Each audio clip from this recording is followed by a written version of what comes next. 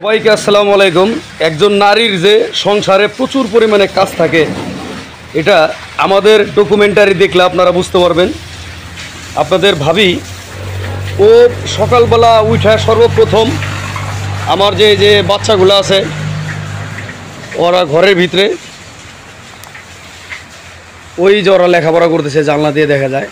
আবার দেখেন একটা জিনিস আমি দেখাই আপনাদের, ও কিন্তু ঘরে কাজ করতেছে, আমিও কাজ করছি ভিউয়ার্স। আমাদের এই যে পাক শাক করছে দেখেন, এই যে হ্যাঁ এখানে এই যে পাক শাক করছে অলরেডি, আবার একটা চুলার মধ্যে দিয়েও রাখছে। যেহেতু আমরা গ্রামে থাকি আর কাজের লোক আছে, ওই যে একজন ইয়ে করতেছে, সমস্যা নাই। কিন্তু তার পাশাপাশি আমরা যতটা ডকুমেন্টারি তৈরি করার দরকার সেটা আপনাদের দেখানোর চেষ্টা করি। এটা উৎসাহমূলক। এই যে ঘাস দেখেন কত বড় ঘাস।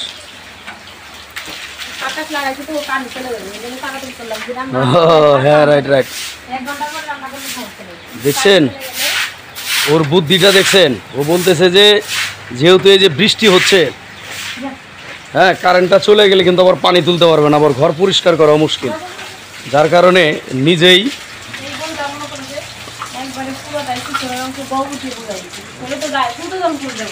না না না দাও, তাহলে দাও, একটু দাও, ইয়ে করে দাও। এই মন দাও, গরুরে খাবার দাও, ওগুলো একটু ক্লিন করো। এই যে এই জঙ্গলগুলো এগুলো টান দাও, ওগুলো টান দাও, সবগুলো ইয়ে করো।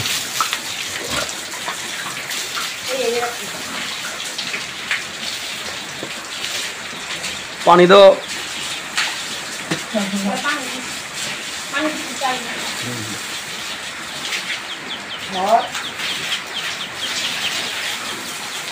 ছেলের সাইকেল, এরকম সাইকেল আমাদেরও ছোটবেলায় ছিল। যাই হোক, সংসারের কাজ। এই বাছুরগুলার জায়গাটা ক্লিন করিস মোহন, বাছুরগুলার জায়গাটা সুন্দর করে পরিষ্কার করিস। হ্যাঁ জঙ্গলগুলো টান দেবে আর কি। দর্শক আসলে আমাদের এই যে এটাও দুধের গাড়ি, বাছুরগুলো প্রেগনেন্ট। এগুলো দাও, ঠ্যাংঠুং ধুয়ে দাও, ওর উলানটা ধুয়ে দাও, যে উলান আর একটা ময়লা আছে। ওটা অনেক দুধ হয় আমাদের, 15-16 লিটার দুধ হয় ওটা।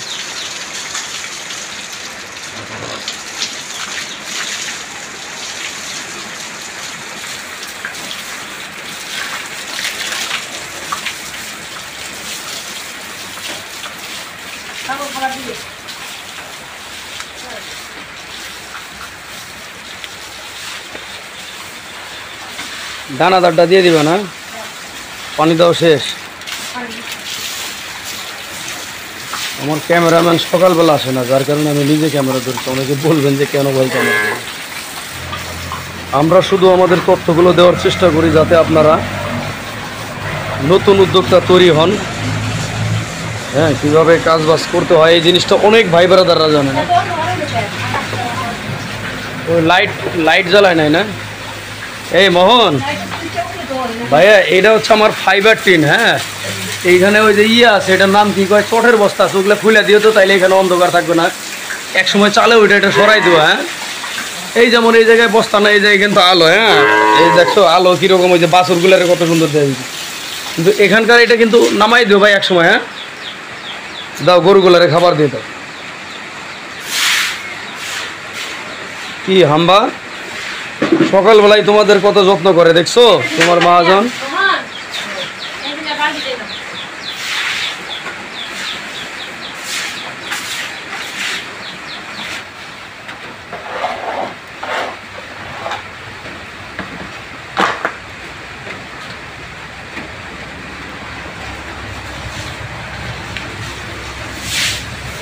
খাবারগুলো দিয়ে দাও। ওইভাবে প্লেটে দাও কেন, এটা হিস নাই তোমার? তুমি এক প্লেট করে দাও আর দৌড় দাও, এটা কী করো তুমি? কীভাবে এই খাবার দাও তুমি? এগুলো ডাইনবা বুঝো না, এতদিন হয় বুঝো না এগুলো ভালো মন্দ। যেটারে যতটুকু দিবা ততটুকু একবারে প্যাক আপ করে দিয়ে দিবা। আর খাদ্য দিতে গেলে একটু তাড়াহুড়া করে দেওয়া লাগে, নাহলে এই যে একজন আরেকজনকে ঢিসাঢিসি করে। এই বেটা তোর দিছে এখানে রে, তুই এখানে খা, ফের আরেকজনটা দেখো এখানে খা।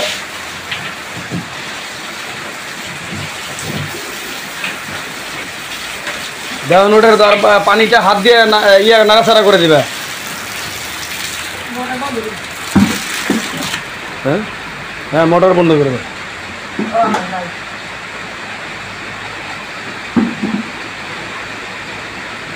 এরা তো বক না করবে, একবার কেমনে ফিট দেয় এটা কি জানে হইতে। আর একটু দেয় দাও। ও আজকে 3-4 মাস থেকে আছে। আমাদের পুরাতন যারা ছিল, গরু কম, ওরা আবার এইখানে গরু কম। আমাদের ওই ওই বাড়ির পুরান বাড়িতে গরু আছে অনেক, ওইখানে ওরা থাকে। যা করে দেখে দাও আর একটু। বাচ্চা দুটো দেখেন কি সুন্দর, চমৎকার দুটো বাচ্চা। এটা মুরগির বাচ্চা।